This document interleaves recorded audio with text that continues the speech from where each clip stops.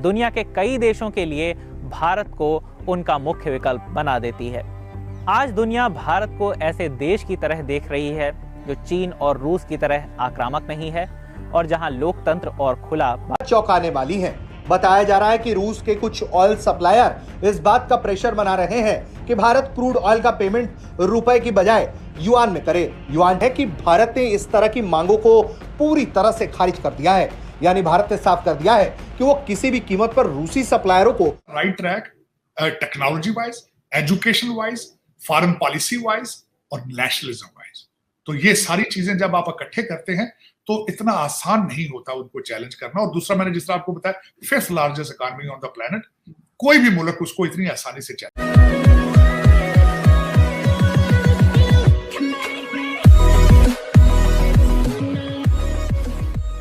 नमस्कार दोस्तों, पिछले दिनों आपने न्यूज़ सुनी होगी कि अमेरिका ने 3 चाइनीज़ कंपनी को बैन किया।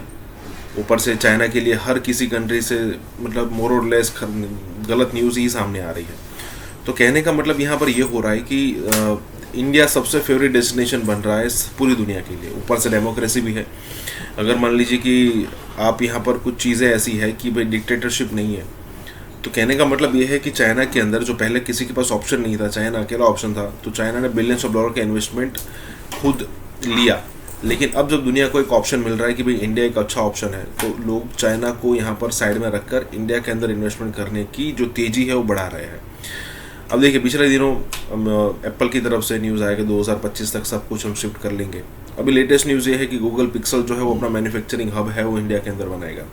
टेस्ला वाली बात आपको जो आप पता ही है, और भी कई सारी कंपनियां, कई सारी ब्रांड्स हैं जो अपना मैन्युफैक्चरिंग यूनिट्स, बड़े बड़े यूनिट्स खोल चुकी है, जैसे कि सैमसंग। इसी के साथ ये वीडियो शुरू करते हैं। आने वाली है। बताया जा रहा है कि रूस के कुछ ऑयल सप्लायर इस बात का प्रेशर बना रहे हैं कि भारत क्रूड ऑयल का पेमेंट रुपए की बजाय युआन में करे। युआन चीनी करेंसी है और बीते कुछ वर्षों में भारत और चीन के रिश्ते लगातार खराब हुए। लद्दाख में दोनों देशों की सेनाएं लंबे वक्त से आमने सामने हैं। दोनों देशों के बीच कूटनीति से लेकर कारोबार तक हर लेवल में तनाव है। ब्लूमबर्ग की खबर के मुताबिक कुछ रूसी ऑयल सप्लायर युआन में पेमेंट मांग रहे हैं। हालांकि बड़ी बात यह है कि भारत ने इस तरह की मांगों को पूरी तरह से खारिज कर दिया है, यानी भारत ने साफ कर दिया है कि वो किसी भी कीमत पर रूसी सप्लायरों को जो आईफोन है वो वहां पे बन रहा है, टेस्ला वहां पे बन रहा है, टैंक अपने बना रहे हैं, शिप कैरियर अपने बना रहे हैं, दवाइयां, फार्मेसी पूरी दुनिया की वहां बन रही। कल एक और खबर आई है कि गूगल भी अपने जो नए फोन है, हाई टेक फोन है, उनको भारत में असेंबल करेगा। तो ये सारी चीजें इंडिकेट करती हैं कि they are on a right track technology wise, education wise, foreign policy wise और नेशनलिज्म वाइज। तो ये सारी चीजें जब आप इकट्ठे करते हैं तो इतना आसान नहीं होता उनको चैलेंज करना। और दूसरा, मैंने जिस तरह आपको बताया, 5th largest economy on the planet, कोई भी मुल्क उसको इतनी आसानी से चैलेंज। देखता हूं कि अगला आने वाला पीरियड में भारत किस तरीके से तरक्की कर रहा है। 2 वजूहात। एक, मोदी साहब ने जो उनको नेशनलिज्म का जो दवाई दी है वो उनको बिल्कुल फिट पड़ी दवाई, उससे वो नेशनलिज्म से ऊपर जा रहे हैं। और दूसरा, उनका अपने ह्यूमन इक्विटी, ह्यूमन जो उनका है उसके ऊपर उनकी इन्वेस्टमेंट, पढ़ाना बच्चों को, इंडियन यंगस्टर लोगों को, यंग जनरेशन को पढ़ाना और इतनी तादाद में, ये दूसरा उनका विक्ट्री है।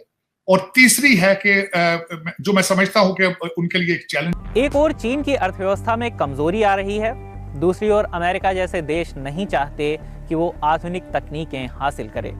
फिर वैश्विक बाजार और कर्ज वसूली में चीन की बढ़ती आक्रामकता दुनिया के कई देशों के लिए भारत को उनका मुख्य विकल्प बना देती है। आज दुनिया भारत को ऐसे देश की तरह देख रही है जो चीन और रूस की तरह आक्रामक नहीं है और जहां लोकतंत्र और खुला लेकिन भारत किसी भी कीमत पर अपनी करेंसी के बदले युआन की करेंसी के इस्तेमाल को इजाजत देने के मूड में नहीं है। भारत कारोबारी तौर पर चीन को लगातार टक्कर देने की कोशिश कर रहा है। एप्पल समेत दुनिया की तमाम कंपनियां भारत में अपनी फैक्ट्रियां लगा रही हैं और इस तरह से दुनिया के सप्लाई चेन हब के तौर पर भारत चीन को बेदखल करना चाहता है। अब भारत के रूस की युआन में क्रूड के पेमेंट से इनकार कर देने से यह साफ है कि मोदी सरकार किसी भी कीमत पर रुपए को इंटरनेशनल ट्रेड का जरिया बनाने में कोई कोर कसर नहीं छोड़ना चाहती। भारत और रूस की गहरी दोस्ती देखते हुए ऐसा लगता है कि रूस अपनी इस मांग से पीछे।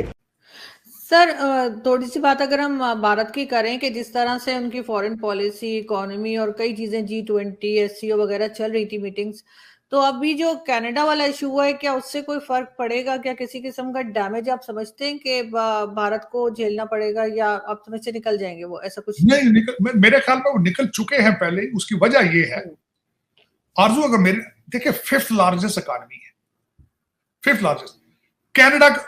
अगर मैं एक सिनेरियो पेश करना चाहता हूं, अगर कनाडा के साथ अमेरिका खड़ा होता, उसको सपोर्ट करता, कनाडा के साथ इंग्लैंड खड़ा होता, तो आज कुछ बात हो, कुछ और होगी। और मेरे ख्याल में उनका ना खड़े होने की वजह भी यही है, 2 वजूहात है मेजर। एक तो 5th लार्जेस्ट इकॉनमी है, और दूसरा ग्लोबल साउथ, और तीसरा उसके साथ इंडो पैसिफिक के अंदर जो ताइवान का मसला है। अमेरिका और western countries can not afford to mess up their relationship with India. तो इन चीजों की वजह से जब इनकी सपोर्ट हासिल नहीं हुई, there was victory for the India, there was a victory for the India. अब वो उस मसले में से भारत निकल चुका है।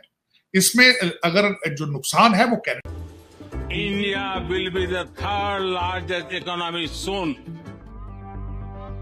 भारत ने इसके लिए घरेलू और विदेशी कंपनियों को सब्सिडी देने के लिए 27 अरब डॉलर का बजट तय किया है, ताकि मैन्युफैक्चरिंग बढ़े और देश की आर्थिक तरक्की में तेजी आए। भारत के पक्ष में कई बातें हैं। दुनिया का सबसे बड़ा कंज्यूमर मार्केट, सस्ता लेबर, स्किल्ड लोग और